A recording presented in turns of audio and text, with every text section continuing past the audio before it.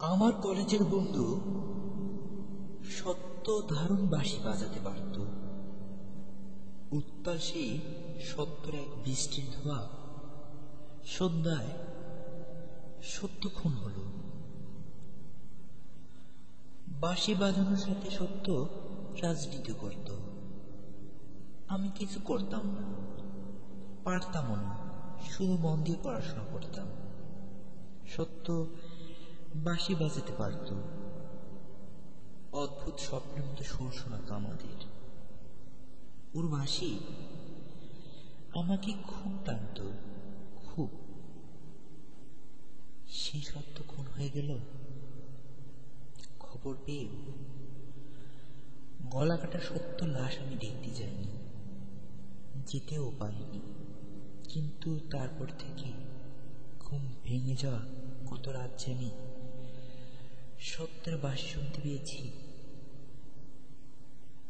সত্য বলতো, মামা কাকা না থাকলে এদেশে চাকরি হয় না, সব শালা খালি সজন বসুন।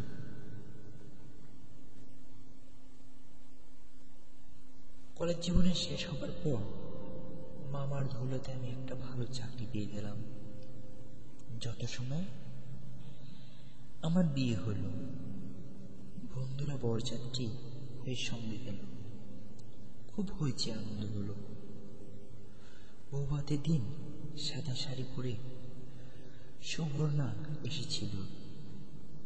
শীতে সে সন্ধ্যায় ওর গালে কাড়ি কাটছিল না, কাঁধে ছিল ঝোলা ব্যাগ।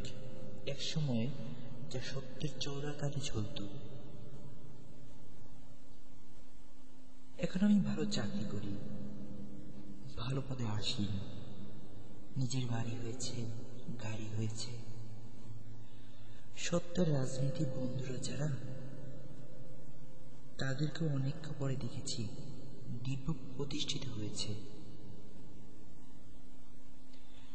তাদের পতাকার রং লেগেছে তাদের গালে। আজকাল আমি কবিতাটা বেশ লিখি, লোকে বেশ প্রশংসা করে।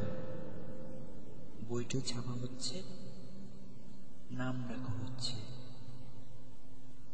আমি এখন ওই যাকে বলে প্রায় সেলিব্রিটি। আর কি, আমার বউয়ের গয়না আর শাড়ির উজ্জ্বল ওই যাকে বলে ও সে ঈর্ষা, অনার প্রাইড। আমার ছেলে নামে ইংরেজি স্কুলে পড়ে, উজ্জ্বল ছাত্র। ওর মায়ের ইচ্ছে ওকে বিদেশে পাঠাবে উচ্চ শিক্ষার জন্য। একদিন তখন শ্রাবণ মাস, সারা দুপুর একটানা বৃষ্টি হচ্ছে। সেদিন ছুটি ছিল। বিছানায় শুয়ে ঘুম এসে যাচ্ছিল প্রায়। সে আধো ঘুমে আমি সত্যকে দেখতে পেলাম। দেখলাম ভীষণ বৃষ্টি হচ্ছে, ঝাপসা হয়ে গেছে চারদিক। সে ভীষণ চেনা বহুবার কোন স্বপ্নের মতো একটা সুর। বৃষ্টিতে সত্য ভিজে যাচ্ছে, তবু সে বাঁশি বাজিয়ে যাচ্ছে। হঠাৎ কোত্থেকে একটা দরুণ জোরে শব্দ হলো। দেখলাম একটা লোক খুব কাছ থেকে সত্যকে গুলি করলো। সত্যের বুকটা ফুটো হয়ে গেল। গল গল করে রক্ত ঝরতে লাগলো। সত্য কিন্তু হাসছিল আর বাঁশিও বাজাচ্ছিল। বৃষ্টির শব্দকে ছাপিয়ে সত্যের বাঁশি, রক্তের প্রচন্ড স্রোতকে ছাপিয়ে সত্যের বাঁশি। আমার ঘুম ভেঙে গেল। কি আশ্চর্য! কে বাঁশি বাজাচ্ছে? ওই তো স্পষ্ট শুনতে পাচ্ছি। কে কে কে বাঁশি বাজাচ্ছে? আমি চিৎকার করে উঠলাম। ছুটে এসে ঘরে ঢুকলাম। আমার স্ত্রী। এ কি, অমন চেঁচাচ্ছে কেন? কে বাজালো বাঁশি? কে আবার? আমাদের বুকান। বুকান বুকান আমার ছেলে। আমার মাথায় হঠাৎ রক্ত চড়ে গেল। বললাম, না, বাঁশি বাজাবে না, ও ওকে বারণ করো, ওকে বারণ করো।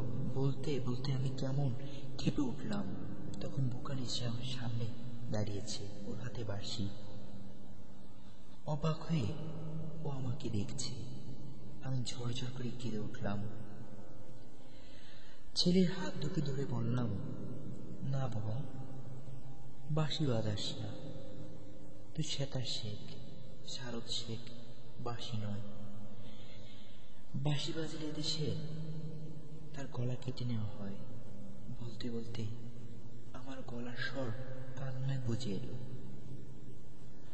আমার একমাত্র সন্তান অবাক হয়ে আমার দিকে চেয়ে রইল।